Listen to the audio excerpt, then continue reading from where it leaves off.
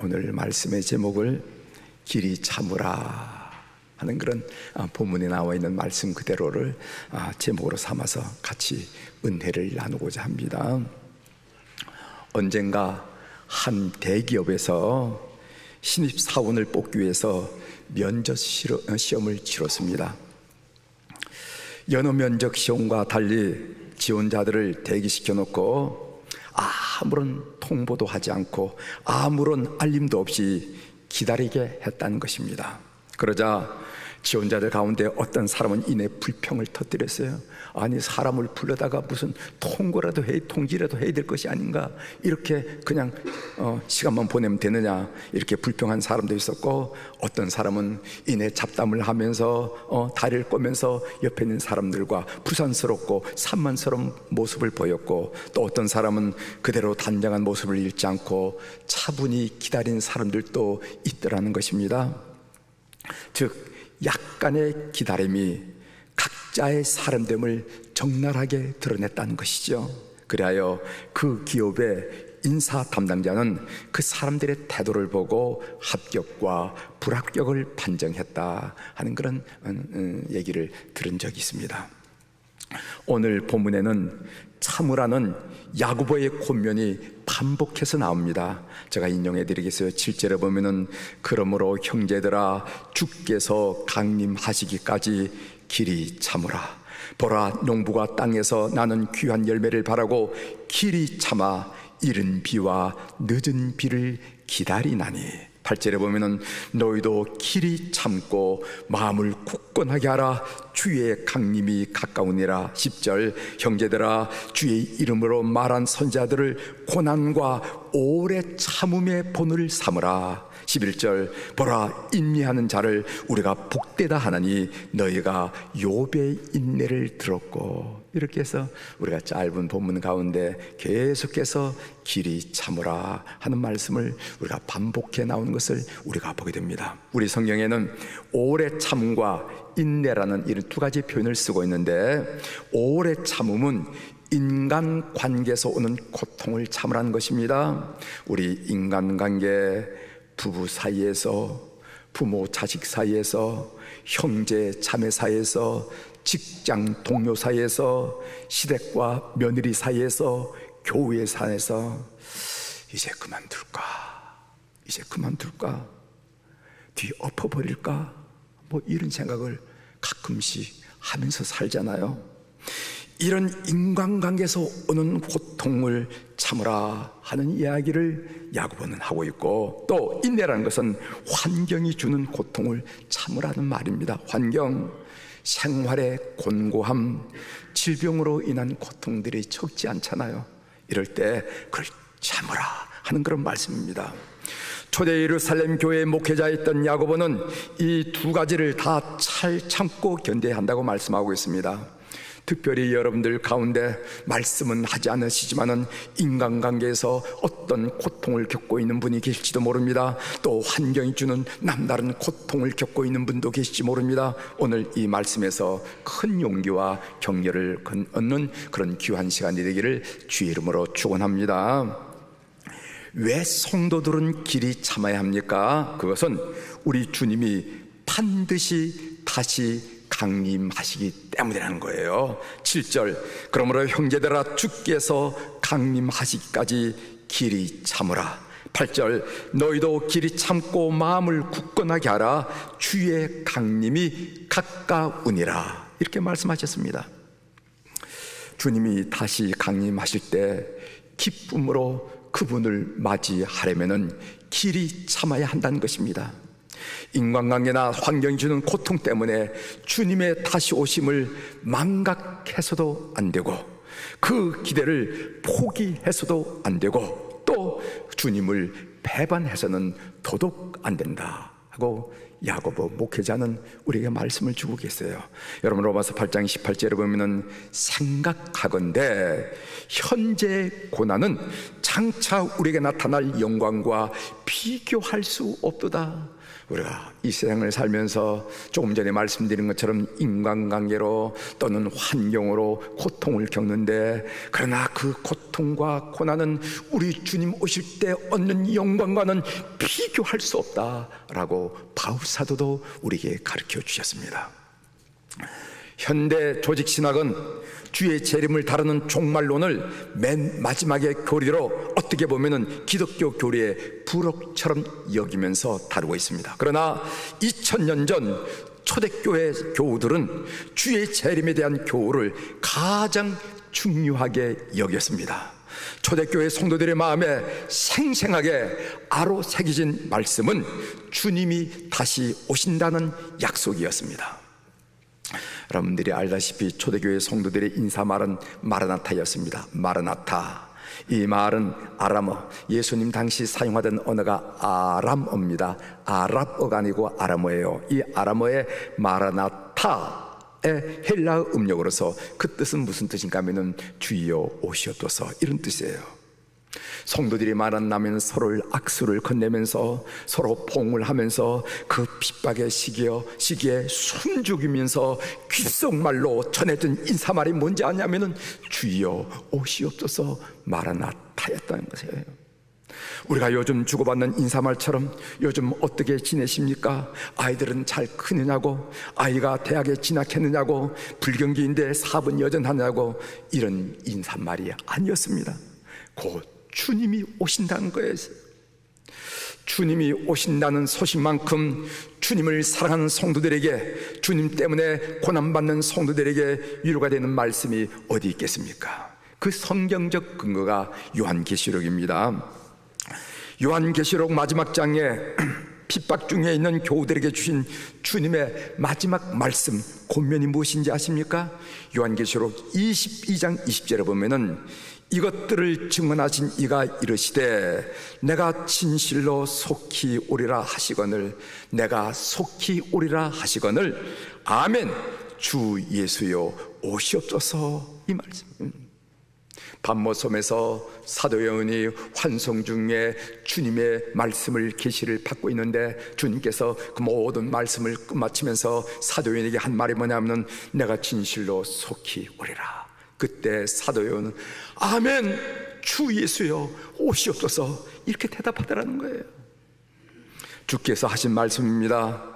너희가 겪는 환난을 내가 다 알고 있다. 내가 진실로 속히 오리라. 너희를 그대로 내버려 두지 않을 것이다. 내가 속히 오리라. 이렇게 했다는 것이죠. 초대교회 성도들에게 있어서 심장처럼 중요했던 주님의 재림의 교리가 오늘날 우리에게는 있으나 마나한 교리로 전락되고 말았습니다. 그게 바로 오늘 우리의 문제입니다. 왜 오늘의 교회가 초대 사도행전의 교회와 다릅니까? 라고 묻는다면 바로 여기에서 그 이유와 대답을 찾을 수가 있을 것입니다. 사도행전의 교회는 주의 재림을 간절히 기다리고 살았는데 오늘의 교회는 그렇지 않다라는 것입니다.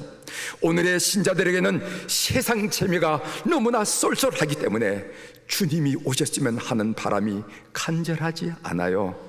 오늘의 신자들에게서 이 땅에 세우는 계획이 너무나 많고 그것에 거는 기대가 너무도 크기 때문에 주님이 오신다는 소식이 오히려 부담스럽습니다.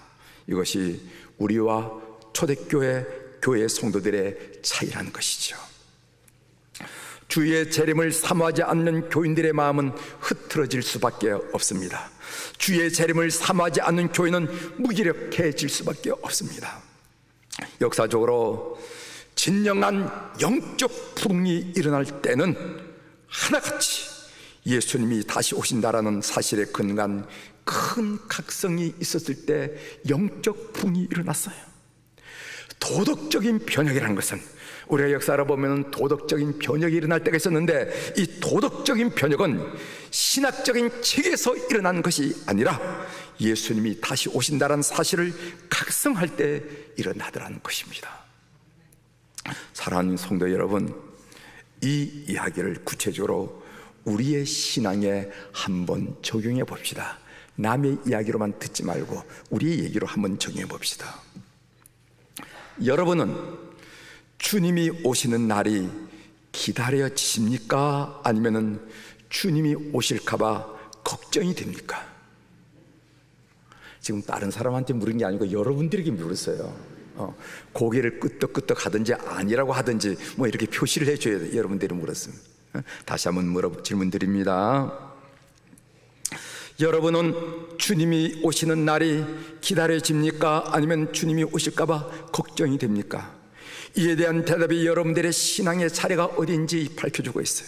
이에 대한 대답이 여러분들이 지금 신앙의 잠을 자고 있는지 아니면 신앙에서 깨어 있는지를 밝혀주는 말씀입니다. 어제 제가 설교를 준비하면서 저 스스로 자문자답했습니다. 너는 주님의 오심이 기다려지니 아니면 걱정이 되니? 주님의 오심이 기다려지니 아니면 걱정이 되니? 나를 구원하신 주님이 오시는 것이 너무 좋은데, 나를 사랑하신 주님의 얼굴을 너무 뵙고 싶은데, 그리고 나를 이제껏 축복하신 주님을 뵙고 고맙다고 말씀을 드리고 싶은데 그런데 예수님이 당장 오시면 안 되겠더라고요. 왜냐하면 주님께 보여드릴 것이 너무 없다는 것이 느껴졌습니다. 주님께 보여드릴 것이 없다는 걸 느꼈어요. 주님, 저는 이렇게 살았어요 라고 보고 드릴 내용이 너무 빈약하고 부족하다고 느껴졌다는 겁니다. 생각해 봤습니다. 그렇다면 저에게도 아멘 주 예수여 오시옵소서, 내가 속히 가리라 했을 때 아멘 주 예수여 오시옵소서 라고 대답하던 때가 없었는가? 제가 저희 삶을 한번 뒤돌아봤습니다. 그런데 그런 때가 있었어요. 성경을 읽다가 내가 속히 오리라 아멘 주 예수여 오시옵소서, 내 심령 깊숙이부터 간절한 마음으로 그렇게 화답하던 때가 있었어요. 그런 때가 저희 삶이 어려울 때거나 아니면 제가 가난할 때가 아니라 언제 때 그런 고백이 나게 나왔냐면은 성령 충만할 때 그런 고백이 나왔다는 것을 제가 생각해 보니까 생각이 되더라고요. 성령 충만. 사랑하는 교회 여러분, 저를 위해서 성령 충만을 위해서 기도해 주는 우리 교우들이 되기를 주의 이름으로 부탁을 드립니다. 그리고 여러분들의 삶을 살면서 성령 충만을 사모하는 우리 교우들이 되기를 주의 이름으로 축원합니다. 여러분들이 성령 충만할 때 내가 다시 오리라 하는 말씀에 우리가 제대로 아멘 주 예수여 오시옵소서 라고 제대로 응답할 수 있다는 사실을 여러분이 간과하지 마시고 마음속에 새기는 여러분이 되시기를 바랍니다. 야고보 선생은 성도들의 삶을 격려하고 용기를 불어넣기 위해서 본문에서 세 가지 예를 들고 있습니다. 초대 예루살렘 교회의 목회자였던 야고보의 그 교우들을 향한 간절한 마음을 저는 느낄 수가 있었어요.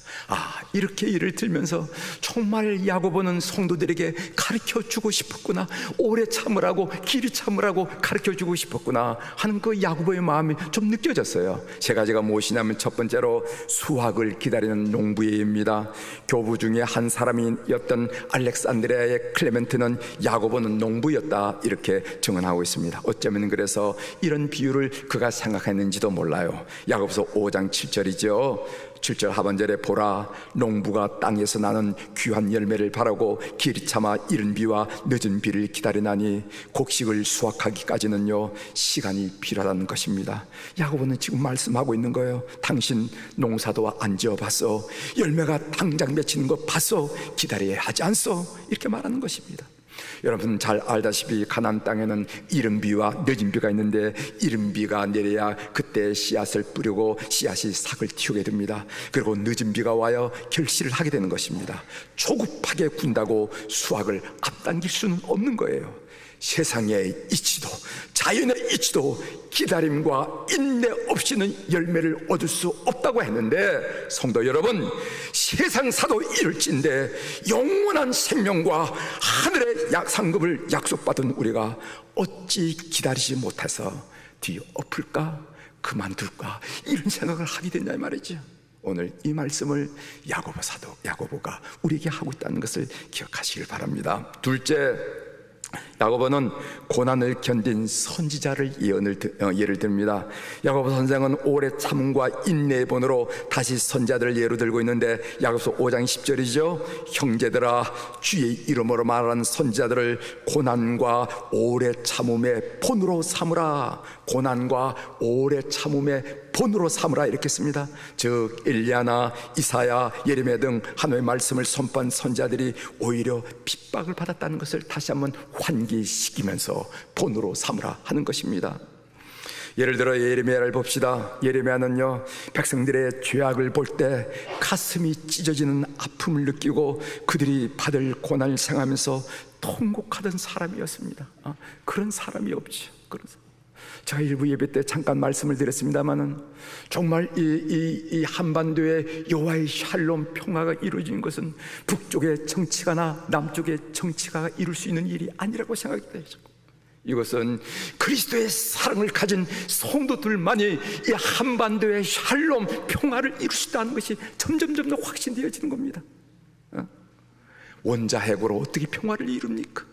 핵으로 어떻게 강대강으로 평화를 이룹니까? 이걸 극복하는 제3의 세력, 성령의 사람들, 성령 충만한 사람들, 그리스도 내에서 이 사랑으로 구현되어질 평화구나 하는 생각을 하면서 우리가 수요일마다 기도하는데 이 기도가 더 간절해 되겠구나 하는 생각을 제가 합니다. 엘리야는 그 민족 백성의 죄를 생각하면서 눈물을 흘렸던 눈물의 예언자였습니다.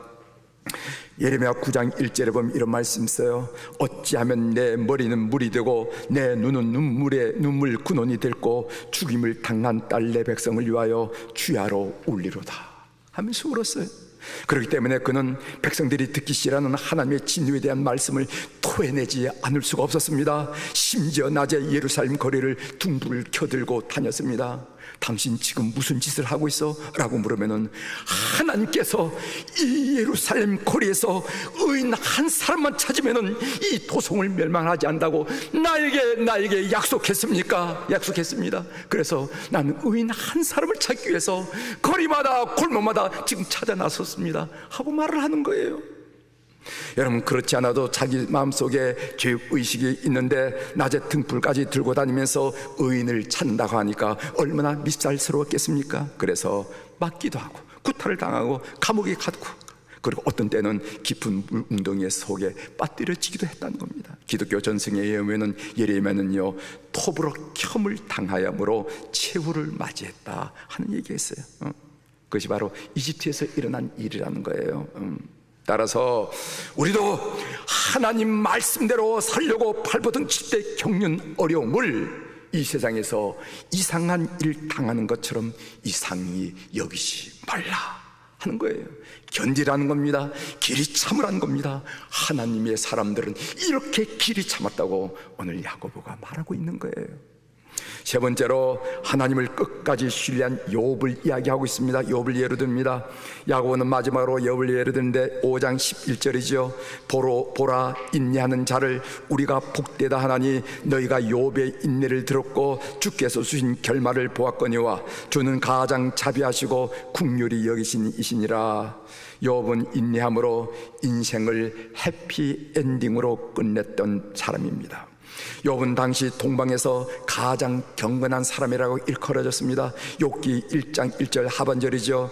그 사람은 온전하고 정직하여 하나님을 경외하며 악에서 떠난 자더라. 뿐만 아니라 욥은 당시 동방에서 가장 다복한 사람이었습니다.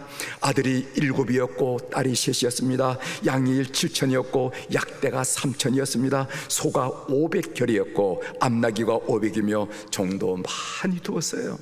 여러분, 끔찍히 하나님을 사랑했던 그에게 닥친 1년의 불행을 여러분 기억하시죠? 사탄의 시험에 맡겨진 욥의 삶은 순식간에 풍비박산이 되고 말았습니다. 재물이 빠져나갑니다. 자식들이 죽어져 나가요. 자신의 몸에 병까지 뒤집어 쓰게 됩니다. 그의 품에 있던 아내까지도 그를 조롱하고 조소를 합니다.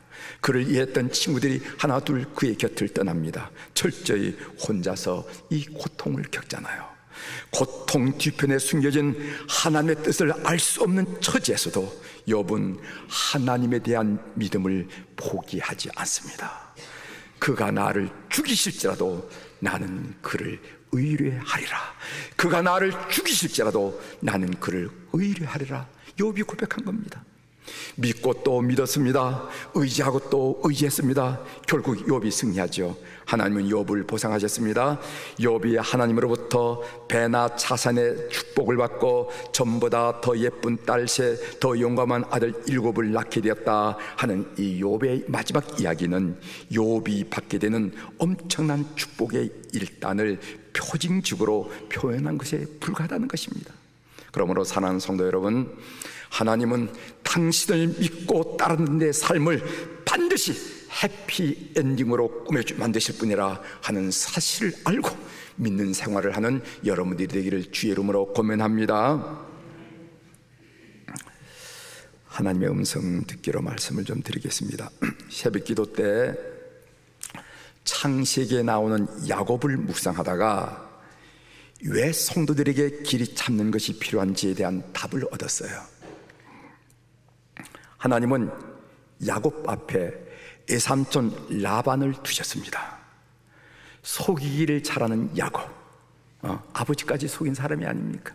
속이기를 잘하는 야곱은 속임수가 한 수 위인 외삼촌 라반의 속임수에 말려들어서 20년을 기다려야만 했습니다. 아내인 레아를 얻기 위해서 7년, 또 다른 아내인 라헬을 얻기 위해서 7년, 그리고 먹고 살아니까 가축 재산을 위해서 6년, 이래서 20년을, 한 많은 세월 20년을 그렇게 외삼촌 집에서 모순으로 보냈다는 거예요. 왜 야곱의 삶은 이렇게 꼬였습니까? 아브라함이 이삭을 낳고 이삭이 야곱을 낳고 이어서 언약의 통로가 되어야 할 야곱의 삶이 왜 이렇게 꼬입니까? 왜 하나님은 언약의 아들인 야곱을 위하여 적당한 시기에 외삼촌 라반을 제거해 주지 않습니까? 야곱이 20년을 외삼촌 라반 집에서 참고 기다리면서 배워야 할 것이 있었기 때문이었습니다. 그것은 정직한 삶이었어요. 정직한 삶. 하나님의 도구가 되려면은, 아브라함 이삭으로 이어지는 축복의 계승자가 되려면은 속이는 자 그 상태로는 곤란했습니다. 하나님이 정직한 존재인데 어떻게 속이는 자가 하나님의 뜻을, 위협을, 구원을, 축복을 받을 수가 있겠습니까? 속이는데 손수인 야곱은 정직한 자가 되어야 했습니다. 결국 야곱은 20년 동안 외삼촌 라반의 속임을 참고 견디면서 정직한 자로 변화되었다는 것입니다. 속임을 당한 자가 겪는 배신감을 느꼈어요. 속임을 당하면 이런 배신감을 갖게 되는구나. 속임을 당한 자가 겪는 고통을 체험했습니다. 이렇게 고통스럽구나. 그 배신감과 고통이 첨철되면서 그는 정직한 자로 거듭나게 되는 것을 보게 됩니다. 나중에 야곱은 외삼촌 라반에게 이렇게 고백합니다. 창세기 31장 39절이지요. 물려 찢긴 것은 내가 외삼촌에게로 가지 아니하고 낮에 도둑 맞았던 밤에 도둑 맞았든지 외삼촌이 그것을 내 손에서 찾았으므로 내가 스스로 그것을 보충하였으며, 야곱이 이 고백을 통해서 외삼촌 라반에게 하고 싶은 얘기는 한마디였습니다. 나는 정직했습니다. 외삼촌은 어땠는지 모르지만 나는 정직했습니다. 이 이야기를 하고 싶었던 것입니다. 야곱은 정직했습니다. 야곱은 정직해짐으로 언약의 계승자가 될 수가 있었던 것입니다. 야곱은 정직함으로 하나님의 축복을 담는 그릇이 될 수가 있었던 것입니다. 속임을 속임으로 갚는 것은 세상 사람들이 사는 방식이에요. 속임을 정직으로 갚는 것이 하나님의 사람들의 사는 방식입니다. 미움을 미움으로 갚는 것은 애면하면 되지 라고 미움으로 갚는 것은 세상 사람들이 사는 방식입니다. 미움으로 사랑을 갚는 것을, 미움을 사랑으로 갚는 것이 하나님의 사람들이 사는 방식이라는 것입니다. 한마디로 우리가 길이 참으면서 배워야 할 것은 무엇이냐 하는 것은 예수님의 성품이라는 거예요. 예수님, 존 웨슬리가 강조하는 성화를 말하는 것이죠. 따라서 우리에게 여전히 기도 응답이 지체되는 것은 어쩌면 우리의 성품이 변화되기를 기대하시는 하나님의 의도 때문일지도 모른다는 사실을 여러분들이 한번 정리해 주시기를 바랍니다. 다시 말씀드립니다. 우리에게 여전히 기도 응답이 지체되는 것은 어쩌면 우리의 성품이 변화되기를 기대하시는 하나님의 의도 때문일지도 모른다는 것입니다. 이 시간 성령께서 우리 모두에게 지혜를 주셔서 해결해야 할 나의 성품의 문제가 무엇인지 깨닫게 되는, 분별하게 되는 은혜가 우리 가운데 충만하기를 주의 이름으로 축원합니다. 이제 말씀을 마치겠습니다. 성도들은 인간관계에 당하는 고통을 오래 참아야 됩니다. 그리고 환경이 주는 고통에서도 인내하셔야 됩니다. 그렇게 오래 참는 결과가 무엇인지 아십니까? 야고보는 그의 책 소두에서 이미 말했어요. 야고보서 1장 4절이죠. 인내를 온전히 이루라. 그만두지 말고, 판뒤엎지 말고 온전히 이루라. 이는 너희로 온전하고 구비하여 조금도 부족함이 없게 하리 함이라. 뜻이 있다는 겁니다. 하나님의 의도가 있다는 것입니다. 너희를 온전하고 구비하여 만들고자 하는 하나님의 뜻이 있다는 것입니다. 길이 참아 우리 주님 다시 강림하실 때 온전하고 구비된 신부로 주님을 맞이하는 온 교우들이 되기를 주의 이름으로 축원합니다. 기도하시겠습니다.